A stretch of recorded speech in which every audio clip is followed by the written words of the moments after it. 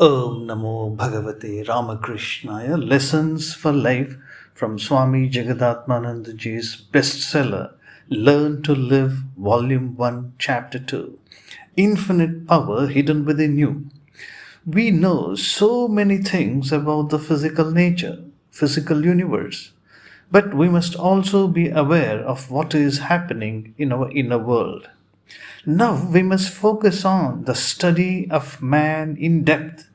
We know what is hidden in the depths of the ocean, what is in the space, what is there on this planet Earth. Similarly, we must know what is hidden in the depths of human mind.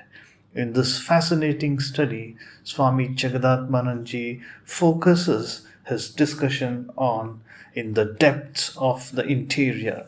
In the depths of the interior.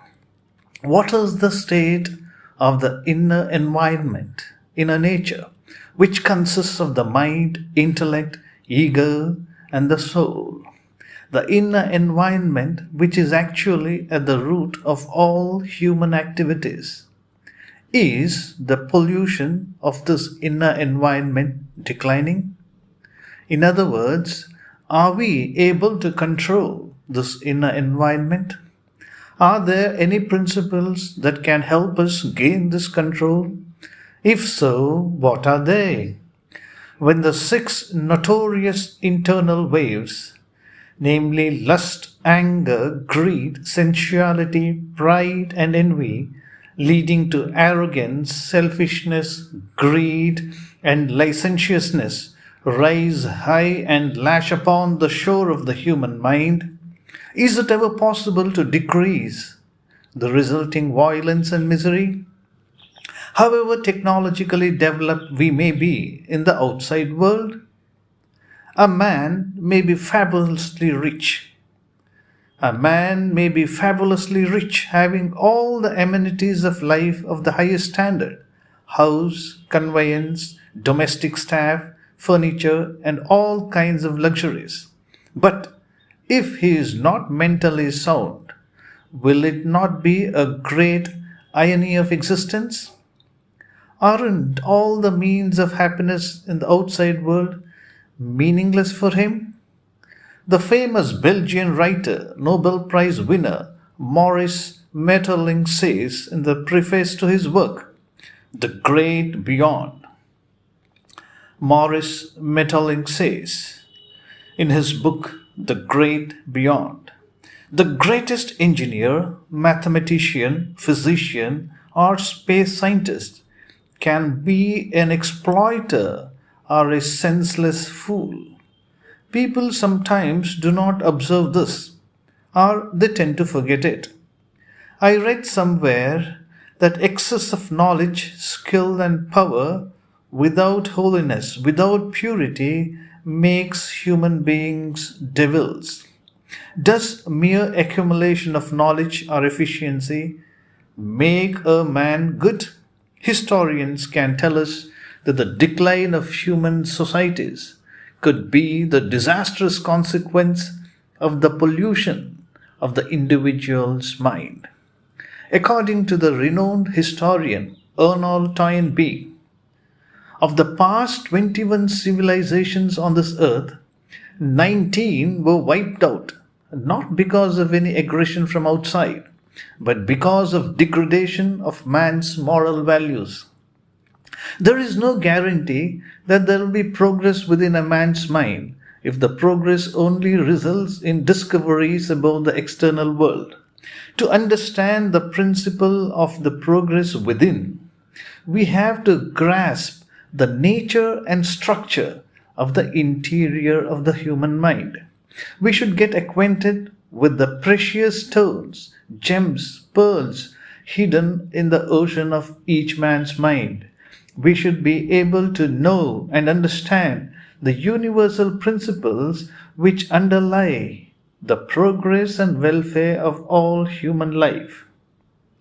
We should be able to discover the guiding principle which, based on truth, gives us the power of guiding ourselves too.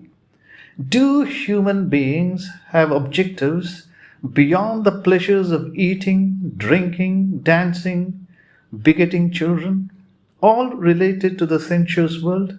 If there are any objectives, what are they? What is the purpose of human life? We should formulate our answers. We should find answers to such questions. Till we get proper answers to such questions, our lives are without a perfect philosophy to live by. As Dr. Alexis Carrel says, no advantage is to be gained by increasing the number of mechanical inventions. It would perhaps be as well not to accord so much importance to discoveries of physics, astronomy, and chemistry. In truth, pure science never directly brings us any harm, but when its fascinating beauty dominates our mind and enslaves our thoughts in the realm of inanimate matter, it becomes dangerous. Man must now turn his attention to himself and to the cause of his moral and intellectual disability. What is the good of increasing the comfort, the luxury, the beauty, the size, and the complications of our civilizations if our weakness prevents us from guiding it to our best advantage?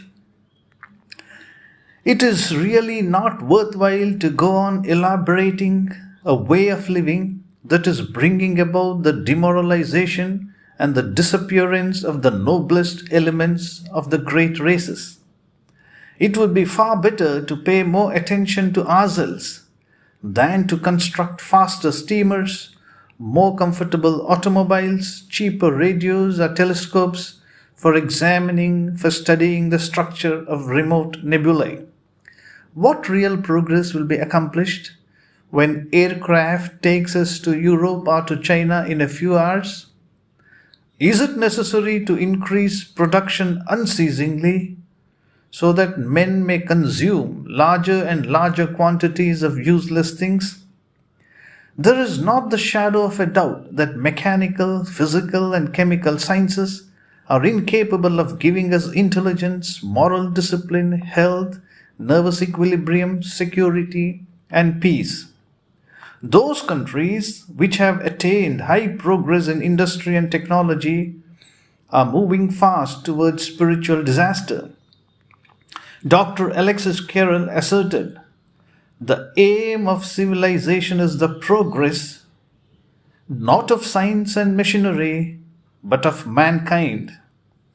When Dr. Alexis Carrel said, if men like Galileo, Isaac Newton, Lavoisier had devoted their intellect to the study of human body, mind, and consciousness, the world would have been entirely different. Dr. Alexis Carrel actually emphasized the importance of the study of man in depth. Sir Albert Einstein gave the same opinion. In other words, objective knowledge provides us with powerful instruments for the achievements of certain ends in life, but the ultimate goal of life and longing to reach it must come from another source. Modern philosophers are only echoing what the great thinkers and the seers of the Upanishads had declared thousands of years ago about the aim of life: know thyself. Modern philosophers are only echoing what the Greek thinkers and the seers, the rishis of the Upanishads had declared thousands of years ago about the aim, about the purpose of human life. That is, know thyself. We have to know our true nature. Please read these lines of Carl Jung, the famous psychologist. Psychoneurosis must be understood as the suffering of a human being who has not discovered what life means to him. Carl Jung says, psychoneurosis must be understood as the suffering of a human being who has not discovered what life means to him. T.M. Thomas, in Images of Man, says, the 20th century neurosis is the neurosis of purposelessness. meaninglessness, valuelessness, hollowness, and emptiness. Dattatreya Ramachandra Bendre, a famous Kannada poet, described in one of his poems the state of confusion of a man who has not found the real nature of himself, or who has not realized what the aim of life is.